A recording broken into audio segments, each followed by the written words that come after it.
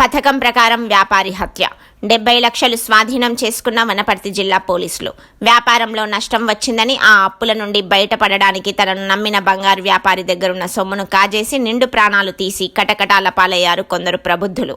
వనపర్తి జిల్లా పోలీస్ కార్యాలయంలో ఏర్పాటు చేసిన విలేకరుల సమావేశంలో బంగారు వ్యాపారి హత్య కేసును సంబంధించి జిల్లా ఎస్పీ రావుల గిరిధర్ వివరాలు వెల్లడించారు. ఈ హత్య కేసులో నిందితులు A1 దీపక్ మాలి, A2 రమేష్ మాలి, A3 జగదీష్ భార్వాడ్, A4 ముఖేష్ మేఘ్వాల్. రాజస్థాన్ కు చెందిన దీపక్ అనే వ్యక్తి నాగర్ కర్నూలు జిల్లా బిజ్నపల్లి మండల కేంద్రంలో ధనలక్ష్మి నగల దుకాణం నిర్వహిస్తున్నాడు. గుంటూరు జిల్లా మంగళగిరికి చెందిన శేషు బంగారు, వెండితో తయారు చేసిన నగలను నాగర్ కర్నూలు, బిజ్నపల్లి ఇతర సమీప ప్రాంతాల్లోని దుకాణాలకు సరఫరా చేసి నగదును తీసుకెళ్లేవాడు. అతని దగ్గరనే బంగారు ఆభరణాలను తీసుకునేవాడు. అయితే రాజస్థాన్ రాష్ట్రానికి చెందిన దీపక్ వ్యాపారంలో నష్టం వచ్చి అప్పులు చేసి ఆర్థిక ఇబ్బందులు కలిగినందున తన షాపుకు రెగ్యులర్ గా వచ్చే బంగారు వ్యాపారి శేషు వచ్చినప్పుడు అతనితో ఎక్కువ బంగారం మరియు డబ్బులు ఉన్నాయని గ్రహించి అవి తీసుకొని ఎలాగైనా తను చేసిన అప్పులు తీర్చాలనే ఉద్దేశంతో శేషును తుదిముట్టించి ఆ బంగారు మరియు డబ్బులను దోచుకోవాలనే ఉద్దేశంతో రాజస్థాన్ లో ఉన్న తన తమ్ముడు రమేష్ కు ఫోన్ చేసి తన పథకం గురించి చెప్పగా అతను ఒప్పుకొని విషయం నిందితులు జగదీష్ మరియు ముఖేష్ లకు చెప్పగా వారు కూడా ఒప్పుకున్నారు. పథకం ప్రకారం నవంబర్ 21న రమేష్ తనతో పాటు నిందితులు జగదీష్ మరియు ముఖేష్ లను జైపూర్ నుండి హైదరాబాద్ కు దీపక్ బుక్ చేసిన ఫ్లైట్ లో వచ్చి జడ్చర్ల వద్ద ఉండగా వారిని తీసుకొని రావడానికి వెళ్తున్న దీపక్ కు శేషు ఫోన్ చేసి నాకు ఇవ్వాల్సిన డబ్బులు ఇస్తే నేను మహబూబ్ నగర్ కి వెళ్లాలని చెప్పగా దీపక్ తన బొలెరోలో రాజస్థాన్ నుండి వచ్చిన ఆ ముగ్గురిని జడ్చర్ల నుండి భూత్పూర్ మీదుగా బిజ్నేపల్లికి వస్తూ పథకం ప్రకారం వారి ముగ్గురిని మంగనూరు గ్రామంలో ఆంజనేయ స్వామి గుడి వద్ద దింపేసి బిజ్నేపల్లికి వచ్చి మధ్యాహ్నం తన షాప్ కు వచ్చిన బంగారు వ్యాపారి శేషుకి తను ఇవ్వవలసిన పాత బాకీ డబ్బులు 6,50,000 ఇచ్చి మహబూబ్ నగర్ కు వెళ్తున్నానని చెప్పిన శేషును పథకం ప్రకారం నేను కూడా మహబూబ్ నగర్ కు వస్తున్నానని శేషును తన బొలెరోలో ఎక్కించుకొని భూత్పూర్ వైపు వెళ్తూ ఇదివరకే మంగనూరులో ఉన్న ఆ ముగ్గురిని తన కారులో ఎక్కించుకొని కొద్ది దూరం వెళ్లిన తర్వాత నిందితుడు జగదీష్ మరియు రమేష్ లు కలిసి శేషుపై దాడి చేశారు. అతను స్పృహ కోల్పోగా శేషు చేతిలో ఉన్న ఫోన్ ను తీసుకొని హైవేపై వెళ్తూ నీళ్లున్న వాగులోకి విసిరేసి ఎవరూ లేని ప్రాంతం కొరకు వెతుకుతూ చిన్నంబావి మండలం వెలగొండ గ్రామ సమీపంలోని గృహలోకి వచ్చిన శేషును ఆ నలుగురు కలిసి అక్కడే అదే బొలెరోలో తువాలతో ముక్కు నోరు మూసి ఊపిరి ఆడకుండా చంపి బీటీ రోడ్ పక్కన గుంతలో పడేసి మృతుని బంగారు ఆభరణాలు మరియు నగదు దోచుకెళ్లి సాక్ష్యం ఉండకూడదని అతని ఖాళీ బ్యాగ్ లో శేషు వస్తువులు బట్టలు పెట్టి బుద్ధారం గండి చెరువులో పడేసి వెళ్లామని నిందితులు నలుగురు వారు చేసిన నేరం ఒప్పుకున్నారు. ఈ కేసును ఛేదించడంలో ప్రతిభ చూపిన వనపర్తి జిల్లా పోలీస్ సిబ్బందిని క్యాష్ రివార్డుతో జిల్లా ఎస్పీ ప్రత్యేకంగా అభినందించారు. వెలగొండ అనే గ్రామము చిన్నంబావి మండలంలో ఈ ప్రాంతంలో రోడ్డు పక్కన ఒక శవం పడి ఉందని మాకు సమాచారం వచ్చింది. ఇమీడియట్గా చిన్నంబావి తర్వాత వీపనగంలో పోలీస్ ఆఫీసర్స్ అక్కడికి వెళ్ళడం, తర్వాత ఇన్స్పెక్టర్ కూడా వెళ్ళి డెడ్ బాడీని ఫైండ్ చేసి దాని మీద చిన్న చిన్న ఇంజరీస్ ఉన్నాయని చెప్పి వెంటనే ఇమీడియట్గా కేసు నమోదు చేసుకోవడం, తర్వాత విచారణ ప్రారంభించడం. అన్నోన్ డెడ్ బాడీ ఎవరైతే మాకు శవం దొరికిందో అది గుర్తు తెలియని శవం కాబట్టి వెంటనే మనం అతని యొక్క వీడియోలు తర్వాత ఫొటోస్ తీసి వాట్సాప్ గ్రూపులో షేర్ చేయడంతో 23 రాత్రి 11-12 గంటల ప్రాంతంలో మళ్ళీ తిరిగి మాకు సమాచారం వచ్చింది. చనిపోయిన వ్యక్తి మాకు బంధువు అని చెప్పి ఇన్ఫర్మేషన్ రావడంతో ఇమీడియట్గా పిలిపించడం, తర్వాత హాస్పిటల్లో డెడ్ బాడీ ఐడెంటిఫై చేసుకొని అతను అవ్వారు శేషు, అతని పేరు అవ్వారు శేషు, 43 సంవత్సరాల వయసు, మంగళగిరికి చెందినవాడు, గుంటూరు జిల్లా అని ఇన్ఫర్మేషన్ తెలిసింది. అతను ఈ బంగారు వ్యాపారం అంటే తయారైన ఆభరణాలు వివిధ షాపుల్లో అమ్మే వ్యాపారం చేస్తాడని, అతను 19వ తారీఖు బిజ్నేపల్లికి వచ్చాడని చెప్పి సమాచారం వచ్చింది. తర్వాత మేము అతడు ఎవరి దగ్గరికి వెళ్ళాడు, ఎక్కడెక్కడ బంగారం అన్నాడు అనే విషయాన్ని ఇన్ఫర్మేషన్ ద్వారా సేకరిస్తూ నిన్న రాత్రి పూర్తిగా మాకు తగిన ఆధారాలు దొరకడం వల్ల మేము దీపక్ మాలి, రమేష్ మాలి అని ఇద్దరు ఈ పాలి జిల్లాకు రాజస్థాన్కు చెందిన వ్యక్తులు అన్నదమ్ములు, వారిద్దరిని వారితో పాటుగా జగదీష్ భార్వాడ్, ముఖేష్ మేఘ్వాల్ అనే సహనేరస్తులను అదుపులోకి తీసుకొని ప్రశ్నించడంతో వాళ్ళు ఈ అవ్వారు శేషును హత్య చేసి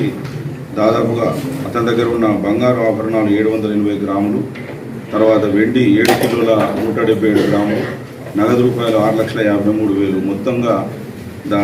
విలువ 70 లక్షల రూపాయల విలువైన బంగారు, వెండి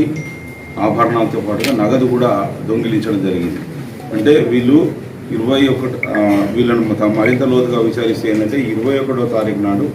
ఇతన్ని కారులో ఎక్కించుకుని మహబూబ్నగర్కి వెళ్తామని చెప్పి మభ్యపెట్టి కారులో ఎక్కించుకుని మధ్యలోనే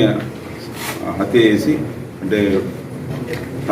టవల్తో అతని మెడకు గొంతుకు తర్వాత ముఖానికి బిగించి గట్టిగా అనగబెట్టి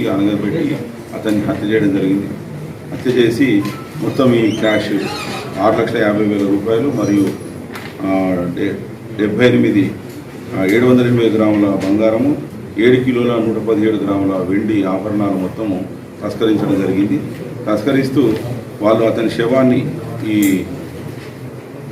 వెలగొండ గ్రామ శివార్లో రోడ్డు పక్కన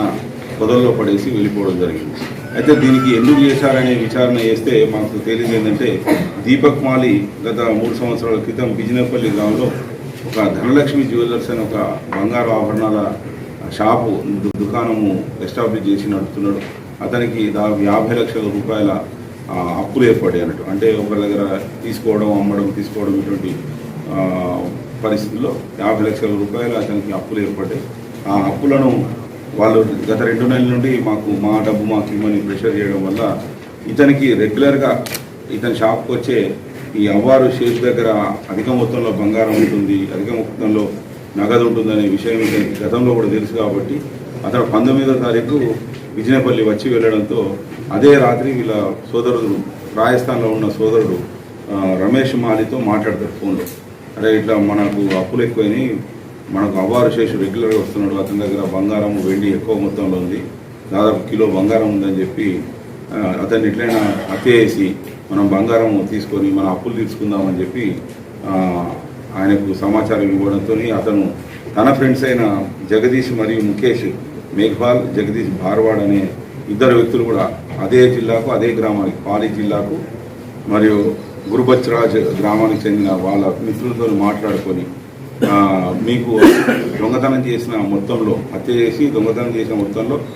మనం 4 భాగాలు పంచుకుందామని చెప్పి ఒక ఒప్పందానికి వస్తే అదే విషయాన్ని మళ్ళీ తమ్ముడు అంటే ఈ రమేష్ మాలి తన అన్న దీపక్ మాలికి ఫోన్ ద్వారా ఇన్ఫర్మేషన్ ఇస్తాడు. ఇన్ఫర్మేషన్ ఇవ్వగానే ఇతను తనకు తెలిసిన వ్యక్తి ద్వారా ఫ్లైట్ టికెట్స్ బుక్ చేసి వాళ్ళని 21వ తారీఖు నవంబర్ నాడు హైదరాబాద్కు రప్పిస్తాడు జైపూర్ నుండి. వచ్చిన తర్వాత వాళ్ళందరూ ఆ ముగ్గురు కలిసి జడ్చర్లకు వచ్చి అక్కడ వెయిట్ చేస్తూ ఉంటే మొట్టమొదటి ప్లాన్ ప్రకారం దీపక్ మాలి ఏం చేస్తున్నాడు, కారులో తన బొలెరో కారు ఉంటుంది, ఆ కారులో జడ్చర్లో వెళ్ళి ఆ జడ్చర్లలో తన తమ్ముడు రమేష్ మాలి, జగదీష్, ముఖేష్ ముగ్గురిని ఎక్కించుకొని వచ్చి మంగనూరు గ్రామంలో ఆంజనేయ స్వామి టెంపుల్ దగ్గర దింపేసి వాళ్ళను ఇక్కడ మాటేసి ఉండండి, నేను వచ్చి మళ్ళీ పికప్ చేసుకుంటా అని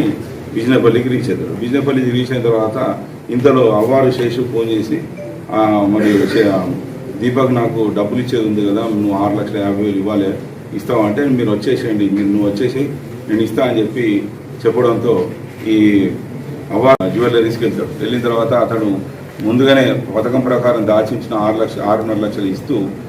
నువ్వు ఎటు వెళ్తున్నావు అని అడుగుతాడు. అడిగితే నేను మహబూబ్నగర్ వెళ్తున్నా అంటే నేను కూడా మహబూబ్నగర్ వెళ్తున్నా, నిన్ను దిప్పుతా పదా అని చెప్పి తన కారులో ఎక్కించుకొని పథకం ప్రకారం ఈ మంగనూరు ఆంజనేయ స్వామి టెంపుల్ దగ్గరికి వచ్చి ఆపగానే వాళ్ళ సోదరుడు రమేష్ మాలి మరియు అతని మిత్రులు జగదీష్, ముఖేష్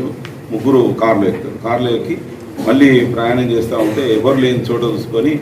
ఇతని దగ్గర ఉన్న టవల్, ఎవరైతే ముఖేష్ దగ్గర ఒక టవల్ ఉంటుందో ఆ టవల్ తీసి అతని ముఖానికి ముక్కుకు నోరుకు శ్వాస ఆడకుండా వెనక నుండి వేసి అదివి పట్టి పిడిగుద్దులు గుద్దగానే వెనక నుండి వేసి అదివి పట్టి పిడిగుద్దులు గుద్దగానే అతను మూర్చపోయిన తర్వాత అతను మూర్చపోయినని తెలుసుకొని మళ్ళీ మరింత గట్టిగా బిగుతుగా చేసరికి ఒక 5-10 నిమిషాల తర్వాత అతను ప్రాణాలు విడిచిన తర్వాత అతని డెడ్ బాడీని వాళ్ళు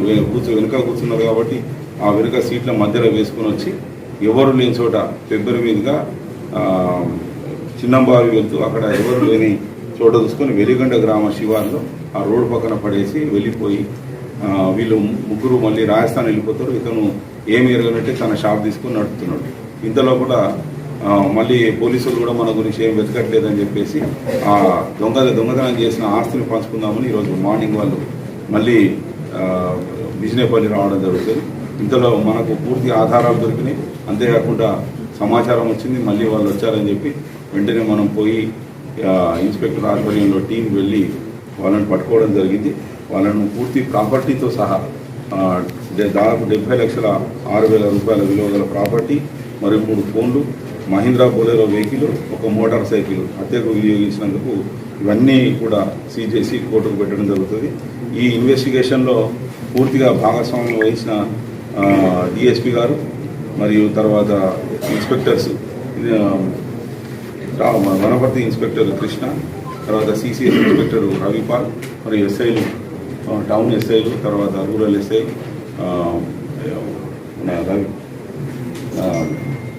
గోపాల్పేట ఎస్ఐ, మిగతా అందరు ఆఫీసర్స్ చాలా గొప్పగా పనిచేసి దీనిలో ఏ ప్రాపర్టీ కూడా మిస్ కాకుండా ఇంటాక్ట్గా, తర్వాత ఏ అక్యూజ్డ్గా మిస్ కాకుండా పరిశోధించి